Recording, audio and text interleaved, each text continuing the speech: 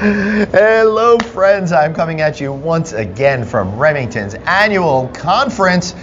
The incredible Chris Green is with me. You know Chris from being on No Vacancy all the time, and of course in his role at Remington Hospitality as president. It's so good to see you enjoying this conference so much, man. Yeah, thanks. You've done a great job, Glenn, Thanks. as always. I appreciate it. We're heading into the awards gala tonight. Yeah. I'm super excited, guys. Thank you for just tuning in and listening. Here at Remington, we really care about celebrating our people, and we had an incredible year in 23. I think 24 is going to be, I've said it before, a grind, but we were getting them ready, getting them pumped up to go. Yeah, it is definitely going to be a grind, and you've said that before, and you've been very public about it. But what I really liked about this conference was you were addressing the reality and then already providing solutions and assistance to the team members on the ground in order for them to be more successful. Well, that's our role, right? I mean, we are a support for the field. Anybody who thinks that the corporate is most important is wrong. And you know me, it's always been that way. We've got to make sure the field is where everything happens. And I don't do anything to make any money at corporate. Everybody makes it in the field and take care of our people. So that's what we talk about, is how do we, on the ground, make a difference. Well, that's not true. He does charge me for every time he's on the show. That's not true. It's not true. Wait, you owe me some money. That's true. So it's great to be here and supporting the team. But I got to tell you, I know there was a big announcement at the end. I don't want to step on the lead over here. There was a big announcement. Listen, I was there. I think I heard it, but honestly, it doesn't feel real. It doesn't feel real to me either. Yeah. So, we announced today that I am going to be retiring from my role at Remington Hospitality. Yep. I'm going to take this summer and some time and spend time with the family. It's been a long run, a good run. And I've had a great time here, great people, but it's also a lot. Yeah. And we have great leaders, and they're ready to go. And so the best thing you can do as a leader is get your company ready for the next generation. And I know Remington is ready. They are, but why now? I know everybody's going to be asking that. You're still at the age where a lot of us just want to keep pushing forward in whatever path we've chosen, but now you're going to shake that up after taking some time off. Yeah, I just thought, I'm 54, and I thought, there's a lot of things I want to do that being fully committed to being the president of one of the largest management companies is not something that you can do these other things with, right? So I took an opportunity to do something that I always wanted to do, which was write a book.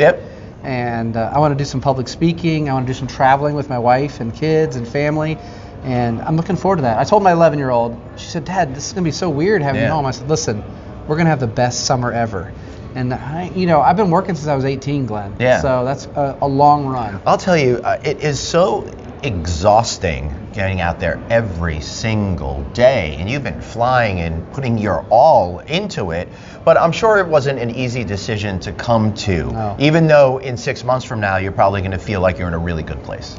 It was incredibly difficult. And even today, there's definitely a tearing away. I mean, for those of you that are watching and that know me, hospitality is... I think you say Chris Green and people think hospitality, I hope. Right. And that's not an ego thing, it's just all I've ever done. Yeah. And so there's a tearing away, and there's going to be probably a grieving process. Yeah, for sure. It's something I've never experienced, but we'll see what's on the other side. We will. Well, one thing that's on the other side is you happen to mention it. We got right here, The River Guide to Leadership. My man over here wrote a book. I am so proud of you for writing this book. I know how hard and challenging it is to do it, and you really put everything that you have learned over your career into this, this little manual story here. So I want to talk about how it's framed, but first, before we get into that, what made you want to share all of your lessons through this? And by the way, River Guide to Leadership available now on Amazon. Thanks for the sale. Thanks for the plug. I did. I don't know if I fully formed the idea until maybe 4 or 5 years ago, but I give a speech called The Riverbanks to every new hotel we take on. And I talk about this trip I took on the river and how a river is a lot like a business. And it just came down to the fact that when I thought back on this trip on the river back 25 years ago, it was a great way to talk about leadership and kind of correlate these things that happen, looking down river, seeing the rapids. And as you notice, if you can hold that up for a second, Glenn, absolutely. if you notice, that's actually not him to give it away, that's friends. me right there in the front there. And then if you think about it, the leader of that trip, he's in the back. Looking down river, sitting a little higher from experience and knowing what's happening. So you take a journey with me and my friends down the river, but also a journey of some 35 years of leadership. But also you're able to apply this to all of the things that people need to do in their lives in order to be leaders. And you talked about how you're kind of with the people in the same boat, and you're not necessarily able to decide who those are going to be, although it was your friends in this particular case. It was, but I think it's important I do talk about picking who's in your boat. And even though those were my friends, they were in my boat because I trusted them. Right. And that's why you should live your life. I gave a keynote today at the leadership conference, and I said to everybody, you got to be careful who's in your boat, and if they're not going to row in the right direction, you really need to think about if they belong there. So it's okay to have dissenting opinions, but to get anywhere and get anywhere fast, we've experienced such great success at Remington Hospitality and my prior organization, and that was because we were rowing in the same direction. And so you've got to have people that are for your good, that want to go the same place you're going, and are willing to put in the work. Yeah, so what motivates you as a leader? Seeing people thrive, seeing people win. I mean, I shared my personal statement today of how I live my life, and it's 3 words: advocate for good.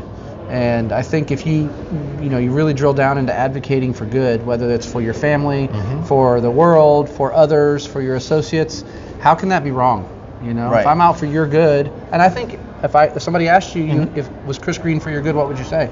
Yeah, absolutely. You have been nothing but incredible. You're just such a giving personality out there, putting it all on the line. Well, I hope that's what I want people to remember. Yeah. And so that's what's part of the book too, is I hope that, not me, it's not an ego thing, it's this worked for me. I'm coming to the end or near the end of a great career.